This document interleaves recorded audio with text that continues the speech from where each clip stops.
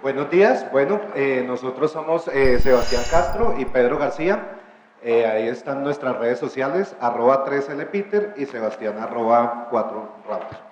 Esta investigación surgió cuando comenzamos a trabajar, a experimentar con temas de Windows hace muchísimo tiempo y empezamos a indagar sobre nuevas vulnerabilidades. Queríamos poder presentar esta charla, poder presentar algo nuevo. Entonces, pues nosotros presentamos el paper, la charla pues nos la aprobaron en Black Hat Arsenal en este año, allá ya se presentó, esta es la segunda vez que se presenta esta charla. Sebastián viaja esta tarde para presentar en Estocolmo, después se va a presentar en Roma y luego se va a presentar en Derbicon en Estados Unidos. Básicamente, ¿en qué consiste? Es una nueva técnica de posexplotación para sistemas Windows que afecta a todas las versiones de Windows. ¿Quiénes somos nosotros? Pues mi nombre es Pedro García, me dedico a temas de seguridad en Windows, a temas de password cracking. Soy de Colombia, mi primer inicio de sesión pues fue hace mucho tiempo y trabajo acá en CSL como gerente comercial y como director de tecnología. CSL es una firma que lleva 12 años de creada y nos especializamos en seguridad Windows, password cracking, temas de iSIRI, de AS400 y hemos trabajado principalmente para el sector financiero. Lauder, Sebastián, pues es un apasionado por la seguridad informática y es el director del área de investigación y desarrollo en CSL. Entonces, pues, si bien esta investigación la estamos presentando los dos, este es el resultado del trabajo de muchas personas. Su primer inicio de sesión pues, fue más reciente y es nuestro director técnico y fue quien desarrolló el módulo. ¿Por qué hicimos el módulo como tal? Bueno, el módulo como tal surge normalmente cuando se desarrollan herramientas, se suben los scripts a GitHub o se crean frameworks. Nosotros queríamos integrarlo en algo que ya existiera. Sebastián estuvo al frente de la investigación, se desarrolló el módulo y ya está en cualquier versión productiva de Metasploit. Vamos a ver ahora en qué consiste el rehijacking. El rehijacking es una nueva técnica de persistencia que afecta todas las versiones del sistema Windows basadas en NT, es decir, 2000, 2003, 2008, 2012. Aplica para estaciones de trabajo, para servidores miembros, servidores de archivos. No aplica aún para controladores de dominio. Es una manera de poder permanecer de forma persistente en el sistema operativo usando solamente los recursos del sistema operativo. No es una técnica que requiera que nosotros como atacantes tengamos que instalar cosas adicionales al sistema operativo, tengamos que crear scripts, tengamos que hacer diferentes cosas a las que el sistema operativo ya trae. ¿Por qué nos gusta esta técnica? Básicamente porque los antivirus no hemos encontrado un antivirus que la detecte. Las soluciones de IPS, de FOSS-IDS, pues tampoco la detectan. Y esta técnica lo que hace es aprovechar errores en la integridad en el sistema, en la arquitectura de seguridad de Windows. Básicamente, ¿en qué consiste el rehijacking? El rehijacking consiste en tomar el ID de un usuario y asignárselo a otro. Entonces, permite que el usuario A tenga los permisos del usuario B, pero logueándose con el password del usuario A. Es una técnica también que dificulta los procesos forenses a nivel de Windows, porque todas las acciones de un usuario van a quedar a nivel de sistema operativo logueadas como otro usuario. Entonces, ¿cómo se ve el atacante?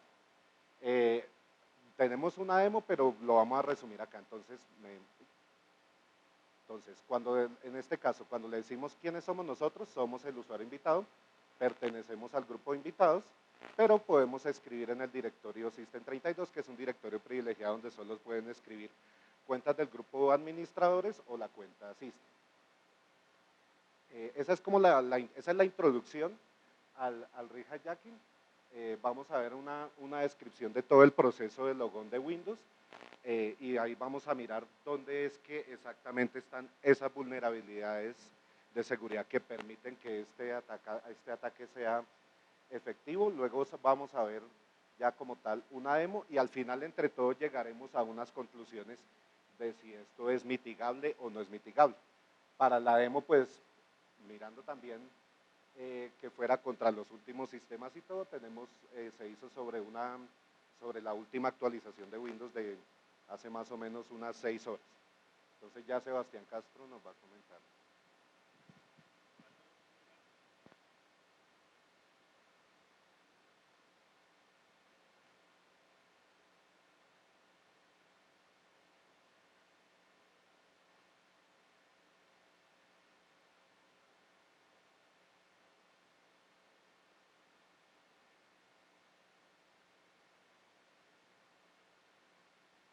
Bueno, a Pedro se le olvidó mencionar algo muy importante, que soy terrible dibujando en Paint. Entonces, para entender la arquitectura, pues quise diseñar este ejemplo muy básico del overview de los de cómo se ven los privilegios al momento de hacer el proceso de autenticación y autorización en Windows. Entonces, yo tiendo a pensar la arquitectura Windows como un sistema basado en RFID, similar. Hagan de cuenta como cuando uno entra a un edificio y al momento de hacer la autenticación uno se presenta ante la persona. ¿Ya está? Sí, perfecto.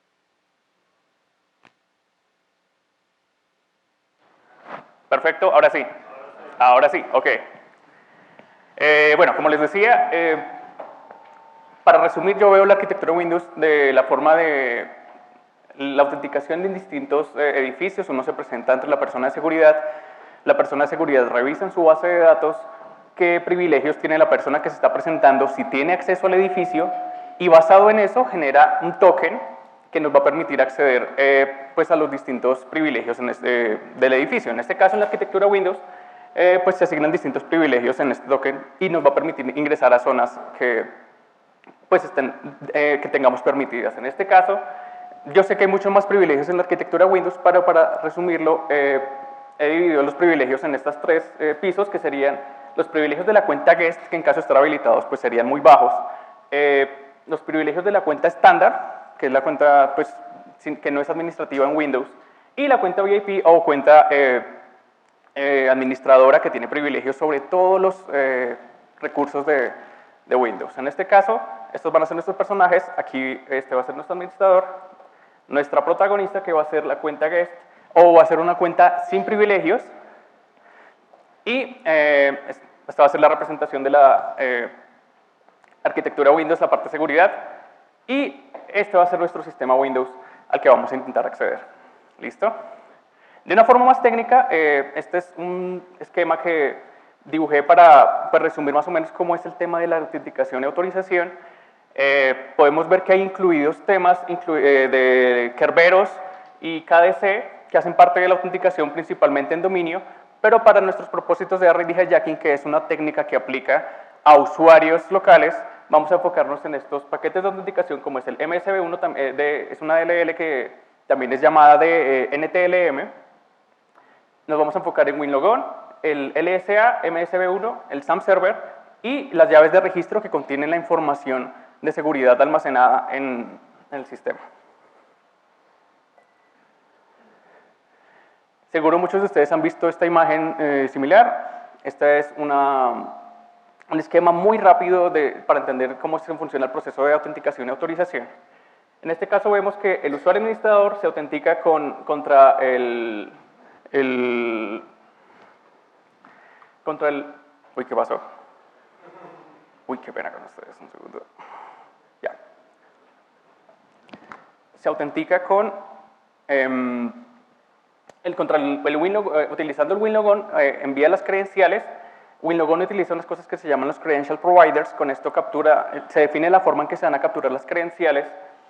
Y con ayuda de la conexión que se establece entre el LSASS y el Security Reference Monitor, que es un proceso de kernel encargado de hacer las comparativas entre el Access Token y las listas de control de acceso de los archivos, pues se genera el Access Token basado en los permisos que estén almacenados dentro del sistema. ¿Listo? Esta información se utiliza, los tokens, y Windows por lo general utiliza los Security Identifiers, que son estos números que son los que identifican los principales de seguridad dentro del sistema. ¿Qué son los principales de seguridad? Podrían ser, por ejemplo, los usuarios, podrían ser, por ejemplo, las cuentas, los computadores y los grupos. En este caso, para el RID hijacking nos vamos a enfocar principalmente en la última parte. Esta de aquí, permítanme un segundo. Que es el identificador relativo. El identificador relativo digamos, es el que varía dentro de una misma máquina. El número, la primera parte va a ser, digamos que consistente en una máquina Windows para todos los security principals que estén dentro de esa máquina, y el que va a variar es el identificador relativo del final. En este caso, pues muchos de ustedes sabrán que el RID, por ejemplo, del usuario administrador es 500 y la cuenta guest es 501. Vamos a ver eso en más detalle. Entonces, para entender el proceso de la arquitectura Windows, vamos a utilizar pues, los personajes que hemos hecho para entender, por ejemplo, el proceso de autenticación que les mencionaba, que es presentarse dentro del sistema, presentarse para poder obtener la autenticación y los privilegios adecuados. En este caso nos estamos autenticando con las credenciales admin y contraseña I love green, ¿ok? Listo. Entonces, pues más técnicamente, en el proceso, primero hay una inicialización del proceso de WinLogon. Luego WinLogon hace un llamado a LogonUI utilizando los credential providers que les decía, que es para definir cómo se van a capturar, pues de qué forma se van a ingresar estas credenciales. Y para esta sesión se asigna un único SID que se va a llamar Logon SID. Y después de esto, el WinLogon hace un llamado al LSASS y establece una conexión con un paquete de autenticación. Como les comentaba, los paquetes de autenticación son información que son DLLs que están encargadas de definir, establecer primero el proceso de autenticación y realizar las revisiones correspondientes a la forma en que se va a autenticar. Entonces se hace el comparativo, por ejemplo, usuario-contraseña, los paquetes de autenticación están encargados de esto. Como les comentaba, en este caso nos vamos a enfocar en el paquete MSB1 de 0DLL y vamos a ignorar a Kerberos por ahora. Nuestra idea es poder migrar este ataque o una variación de este ataque a los controladores de dominio, pero pues por ahora vamos a enfocarnos en este, ¿listo? Continuando con el proceso, entonces, WinLogon envía el paquete de autenticación, la combinación usuario y hash en NTLM, y con el Logon SID que se creó para este intento de sesión, y luego, esta es la parte crítica en la que nos enfocamos principalmente.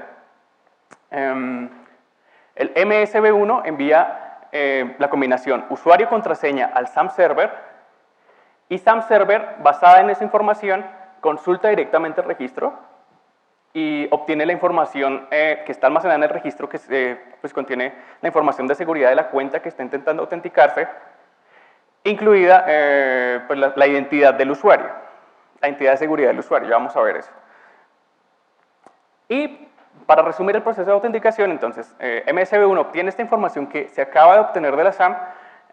Si todo está perfecto, si el usuario puede autenticarse, se genera otro identificador llamado LUID, y MSB1 envía esta información para el LSAS y se inicia el proceso de autorización o también el llamado de creación del Access Token. Ya estando en el proceso de autorización, el sistema lo reconoce y dice, ok, hola 500, ¿cómo estás? Vamos a crear tu Access Token. El Access Token, como les había comentado, es un objeto utilizado por el Security Reference Monitor para definir el contexto de seguridad de la sesión y del usuario. Entonces, LSASS crea el access token inicial que se va a asignar a la sesión del usuario que va a ingresar. ¿Qué quiere decir esto? Que al momento de establecerse esta sesión, Windows va a asignar una copia de este access token a todos los procesos hijos que van a tener cabida dentro de esa sesión. Y en consecuencia, si hay una copia de este access token, quiere decir que los procesos que se van a ejecutar dentro de esta sesión van a tener los privilegios de este primary access token que se ha definido para el usuario que está autenticándose. Ya conociendo esto, entonces el LSASS revisa la base de datos LSA o también el HKLM Security y revisa, basado en este identificador LSID, los privilegios que estén asociados a esta cuenta.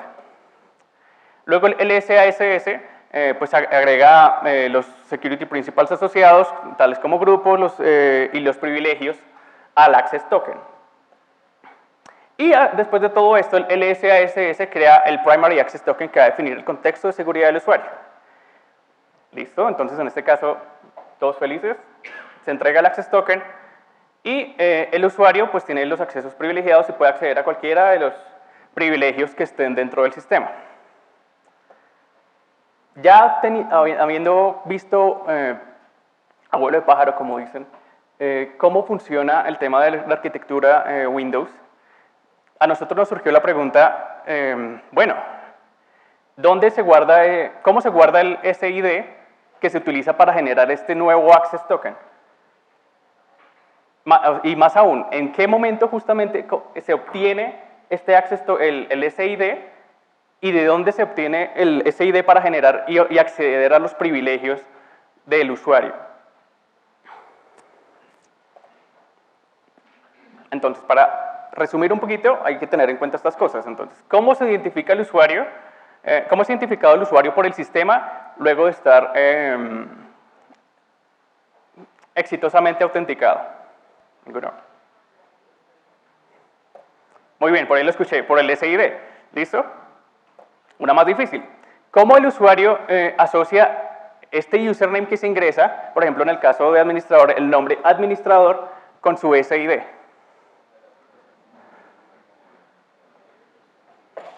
La pregunta sería ¿cómo es el proceso? Entonces, aquí ya no lo hemos visto, es utilizando magia negra del SAM Server, que ya lo vamos a ver en detalle. Este es el proceso justamente en donde se hace la traducción de username a RID o SID. Entonces, en este proceso, el MSB1 hace la solicitud de la combinación usuario-contraseña al SAM Server. SAM Server hace una query dentro del registro, perdón, y hace la traducción de username a SID. Y además de eso, obtiene una información crítica de seguridad del usuario. Ok, entonces todavía tenemos la pregunta, ¿cómo se asocia el usuario con el SID y qué información se está obteniendo de la SAM? Este es el proceso, no sé si se alcanza a ver bien, yo creo que sí. Entonces, la LL SAM Server busca, utilizando una función que ella tiene embebida, en esta llave de registro que podemos ver aquí, el username que esté asociado. Cada uno de estos valores, de estas llaves de registro, tiene por dentro un binario que tiene como atributo, tipo, la versión en hexadecimal del RID. Aquí lo podemos ver mucho más ampliado. Entonces, en este momento ya se sabe que la llave asociada a user, en este caso que estamos viendo aquí abajo, el identificador relativo va a ser 13.9, que en hexadecimal sería 1001. Continuando con esto, el SAM Server accede a otra llave dentro del registro que tenga asociada este 3E9 con unos ceros significantes a la izquierda, perdón. Obtiene esta información que esté dentro de esta llave de registro y esta es la información que se envía desde la LL SAM Server hasta el MSB1. ¿Ok? Entonces la pregunta sería, basando en lo que ya hemos visto, ¿por qué la SAM únicamente guarda esta copia del RID? Porque, como les había comentado, en la misma máquina, la primera parte del SID permanece igual para todos los security principals de la misma máquina y el único que va a variar es el identificador relativo. ¿Qué información se obtiene de la SAM? Se obtiene el hash, pues cifrado con la bootkey del sistema, el estado de la cuenta, algunas, digamos, restricciones de seguridad de la cuenta, y lo más importante para esta conferencia, que es la RID hijacking, es la copia del RID del usuario embebida en un binario. Entonces vamos a hacer el intento de autenticación en este momento con pues nuestra cuenta protagonista, que va a ser la cuenta guest. Es importante resaltar que este ataque no es únicamente aplicable a la cuenta guest, sino a cualquier cuenta local que esté creada dentro del sistema. Entonces, en caso tal de que un atacante tenga comprometida las credenciales de una cuenta, podría implementar este ataque directamente sobre esa cuenta, sin necesidad de generar alertas que podrían dispararse al momento de encontrar una cuenta guest habilitada. Este es el proceso. Entonces, MSB1 envía la combinación nombre de usuario y hash. Realmente es la mitad del hash por temas de seguridad. SAM Server envía el username y guest, hace la consulta y de la SAM obtiene que en este caso es la versión en hexadecimal de 501. Luego de eso, SAM Server vuelve a hacer la consulta basado en este nuevo RID que se obtuvo sobre la SAM para obtener los privilegios asociados a esa cuenta. Y se obtiene, digamos, que el paquete de información que acabamos de ver, que sería el hash, las restricciones y la copia del RID, que en este caso sería 1F5, que está pues almacenado dentro del binario. Y luego SAM Server envía esta información al MSB1, que está encargado del proceso de autenticación. Para una cuenta guest existen dos casos. Por lo general, el primero es que no puede acceder porque pues, las cuentas guest, por los privilegios que tienen, no pueden acceder y pues no podríamos pues ingresar con estas credenciales.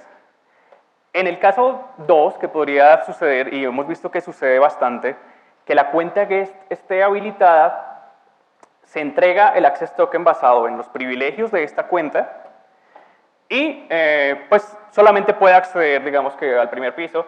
Entonces, digamos que en este caso los privilegios podrían ser mejores con la técnica de RID hijacking. ¿Qué pasaría entonces si nosotros modificamos esta copia del RID a otro valor? Esta es la esencia de la RID hijacking. Digamos que lo que encontramos fue que la copia que está almacenada de la RID, que está almacenada en este binario dentro del registro, es la copia que está siendo utilizada por, más adelante en el proceso de utilización por el Security Reference Monitor en conjunto con el LSASS para generar el Primary Access Token que va a definir los privilegios de la sesión del usuario que está autenticándose. En este caso, si hacemos el switch de la copia de 501 en versión hexadecimal a 500, que sería el RID del administrador, vamos a ver qué sucede. Vamos a repetir el proceso de autenticación. En este caso hacemos el mismo proceso. Enviamos el guest junto con el hash. Se hace el proceso de revisión del guest para hacer la traducción de username a RID. Obtenemos el que está correctamente asociado, que es el 501 o la versión 1F5. Se hace el query basado en esta nueva consulta de la SAM. Y tenemos esta copia del RID modificado obtenido de la SAM que ya hemos, corrompido. En este caso, el proceso de logon va a continuar. El MSB1 va a verificar las restricciones y primero va a revisar si el username y el hash que se ingresó, que se obtuvo de los credential providers, es consistente con el que se obtuvo de la SAM y basado en esto va a enviar el paquete al LSASS para generar el nuevo Access Token. Pero lo interesante del ataque es que va a generar el Access Token no basándose en la primera traducción que se va a realizar que se hace la consulta para hacer la traducción username RID, sino basado en esta copia del RID que está almacenada dentro de un binario de la SAM. En este caso, el proceso de autenticación continúa. Se envía la información al LSASS y se crea el Primary Access Token basado en este RID que sería 500. Entonces, para resumir, estamos ingresando con las credenciales de usuario y las credenciales en este caso de la cuenta guest, pero estamos obteniendo los privilegios de la cuenta administrador. En resumen, el Access Token se vería así, para que tengan el concepto. Tenemos un Access Token que podría ser inicializado y el RID ya aquí no es más que sustituir este RID que está asociado justamente en el lugar indicado para permitir que el sistema asigne a los privilegios de otra cuenta en el momento justo. En este caso, la cuenta guest intenta autenticarse, envía su Access Token y tiene la posibilidad de acceder con sus mismas credenciales siendo la misma cuenta, pero con los privilegios de la cuenta administrador. ¿Cuáles serían los problemas de seguridad que veríamos asociados directamente al tema de integridad en este proceso? Digamos que lo que hemos encontrado es que el SAM Server nunca revisa si este RID que está asociado al usuario es consistente con esta copia que está embebida dentro de un binario de la SAM. El LSASS nunca verifica el RID con el username en el momento de generar el Primary Access Token que va a definir el contexto de seguridad del usuario. Y durante la misma sesión, el proceso LSASS que está corriendo, y se supone que hace la revisión de seguridad, nunca corrobora si esta sesión pues tiene alguna consistencia directamente asociada al identificador relativo del Access Token que se ha generado para esta sesión contra la SAM. Para esto vamos a hacer una demostración, como Pedro había comentado. Hemos desarrollado un módulo de Metasploit que automatiza pues este ataque. Esta va a ser nuestra arquitectura del ataque, de la demostración. Es muy sencilla, vamos a intentar hacer login interactivo contra una máquina Windows víctima que hemos actualizado anoche. Vamos a establecer una sesión de Meterpreter contra la máquina, la versión entre Windows y la versión de Kali. Vamos a establecer esta sesión de Meterpreter y con el módulo vamos a automatizar el ataque.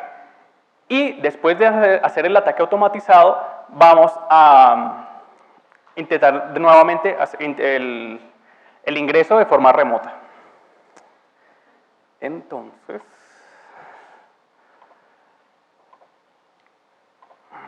miremos acá.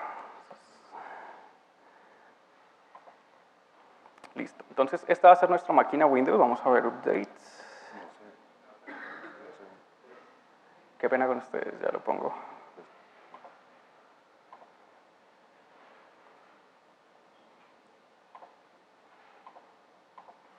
Listo, entonces. Esto es de noche. Vamos a correr un System Info.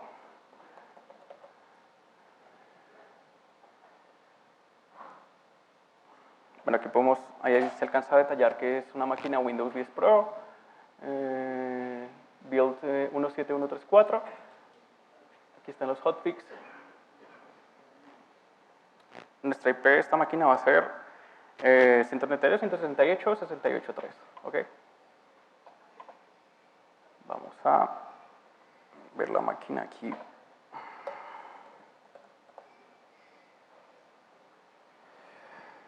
Este es el módulo automatizado. En este momento voy a revisar si la sesión sigue vigente. Vamos a ver. Listo, sí.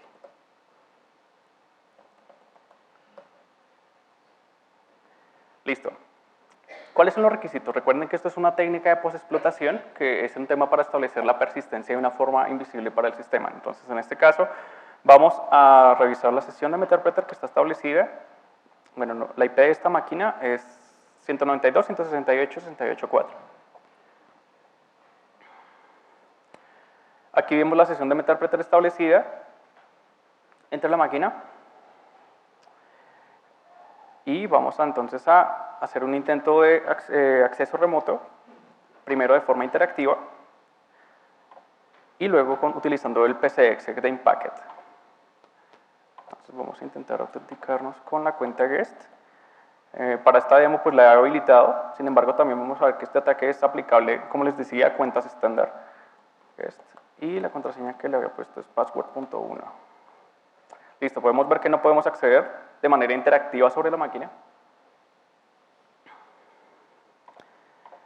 De igual manera vamos a hacerlo con pcexec, entonces pcexec chdemo.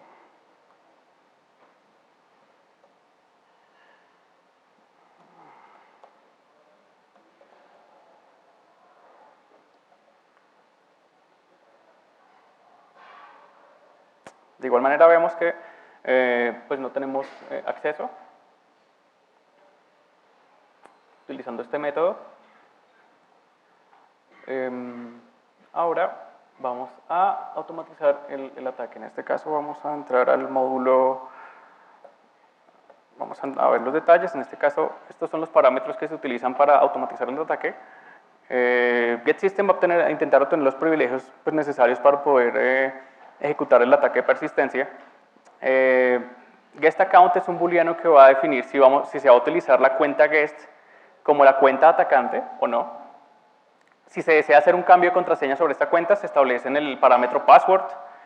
Y en RID vamos a establecer en base decimal qué identificador relativo queremos asociar a esta cuenta. Luego se establece, se ingresa a la sesión pues de Meterpreter. Y en el caso tal de que se quiera establecer un ataque contra una cuenta estándar que no sea la cuenta invitado, el nombre de esta cuenta se ingresa en el valor username. En este caso, como vamos a hacer el ataque principal, primeramente en la cuenta guest, vamos a hacerlo con el booleano de guest habilitado. Entonces, set getSystemTrue, set guestAccountTrue. Vamos a poner la contraseña también, vamos a hacerle el cambio.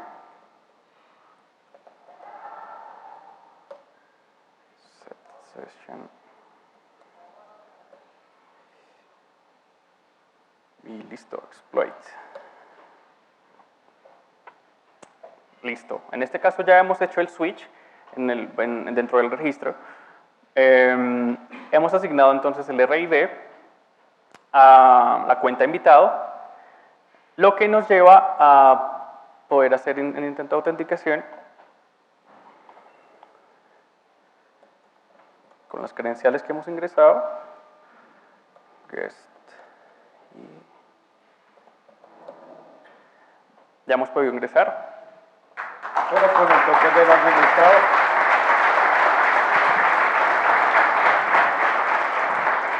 Gracias. Bueno, vamos a verlo directamente con el pcexec. Como bien ustedes saben, pcexec, la versión de Inpacket, intenta obtener los privilegios del sistema en cuanto sea posible. Entonces, al momento de hacer el intento de autenticación con estas credenciales, ya que estamos suplantando al administrador, pcexec,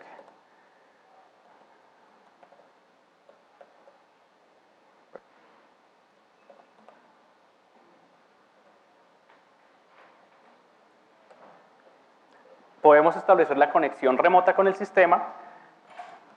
¿Con qué privilegios? Con privilegios del sistema en este caso. ¿Qué va a suceder aquí?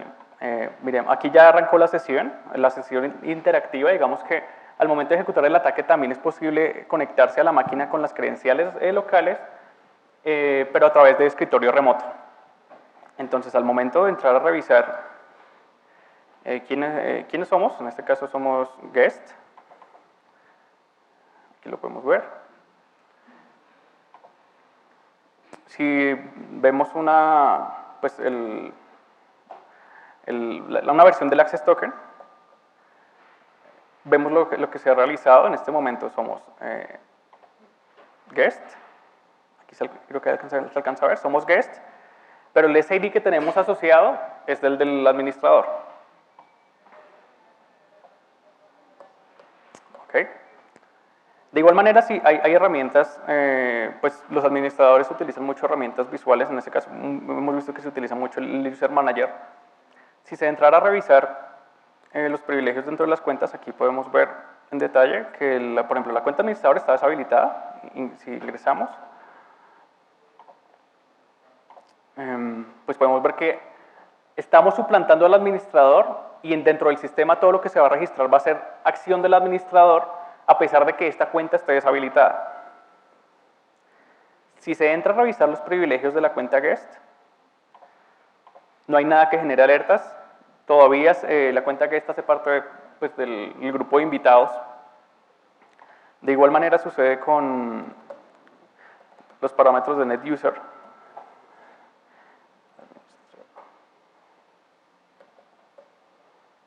Aquí vemos que la cuenta sigue inactiva.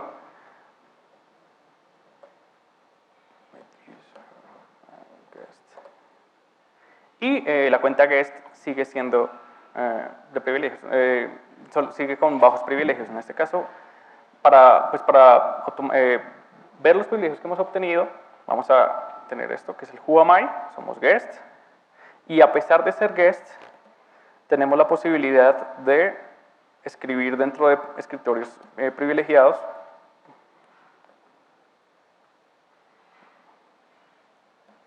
Sería ser.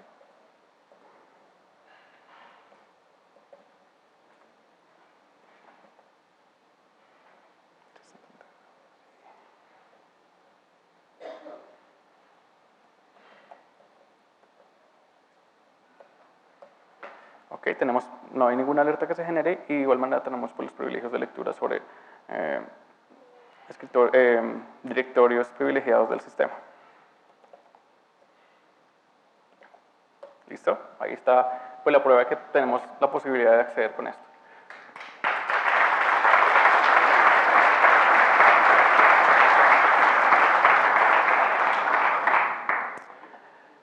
De igual manera, este ataque puede hacerse como les había comentado, porque fue una de las primeras pues, cosas que nos sugirieron amigos diciendo, pero bueno, lo fácil de detectar esto es hacerlo con la cuenta guest. De igual manera, es posible hacerlo con cuentas que no sean, que como les comentaba, son cuentas de usuarios locales que estén dentro del sistema y el atacante ya tenga comprometida la combinación usuario-contraseña.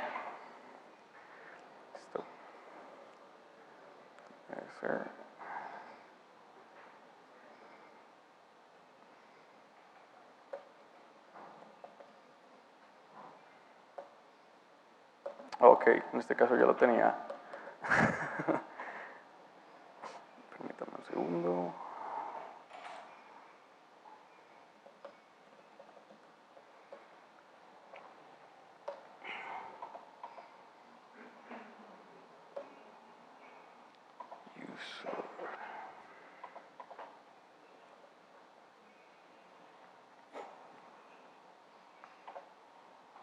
Ok.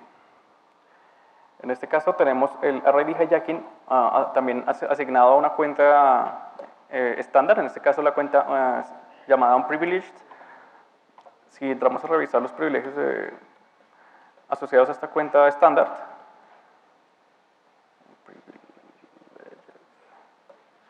vemos que hace parte únicamente del grupo users.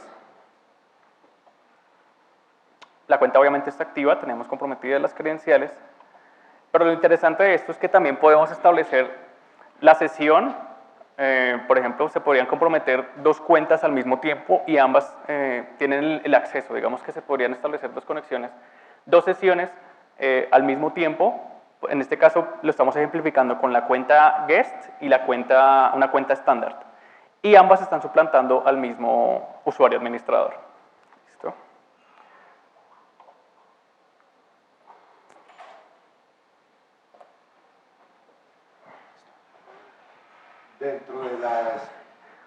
Dentro de las conclusiones pues, que nosotros llegamos al final de todo este estudio, es que básicamente esto nos cambia algo que en Microsoft se conoce como hardening. ¿Por qué? Porque ya nosotros como atacantes, cuando necesitemos comprometer un dominio o comprometer una red muy grande, realmente lo que tenemos es que buscar 5, 6, 7, 8, 10 máquinas, identificar cuentas que no se estén usando mucho, ejecutar este ataque e incluso suplantar otras cuentas. Lo hicimos en algún momento para cuentas de servicio y pues como Windows basa su autenticación básicamente en estos números, pues también se pueden suplantar servicios incluso sin conocer las contraseñas de estas cuentas de servicio. Le preguntamos a Microsoft ¿Qué se podía hacer? Que vamos a encontrar esta vulnerabilidad.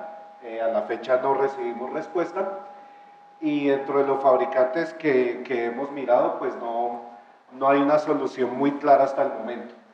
Lo único que vemos que se puede hacer al momento es estar monitoreando perfectamente, permanentemente estas llaves del registro y mirar si existe algún cambio. Eso es muy viable cuando son 2 máquinas, 3 máquinas, 5 máquinas, pero pues ya para dominios completos y bosques completos se vuelve una tarea muy tediosa. Y además no solamente se hace la cuenta administrador, máquinas con usuarios locales, uno podría como atacante ejecutar actividades en un sistema a nombre de otro usuario en el sistema. Esas es como las apreciaciones las conclusiones a las que hemos llegado nosotros. Estas son las referencias del ataque. En nuestra página web está toda la descripción del ataque como tal, algunos temas de Windows Internals, el post en Metasploit, y pues también agradecemos a la gente del lado del mal que también hizo la primera revisión de este post y como las primeras apreciaciones. Lo pueden encontrar en la última versión de Metasploit, si usted en su computador, entonces Use, Post, Windows, Manage y Array Hijack. ¿Listo? Para que lo prueben y nos cuenten.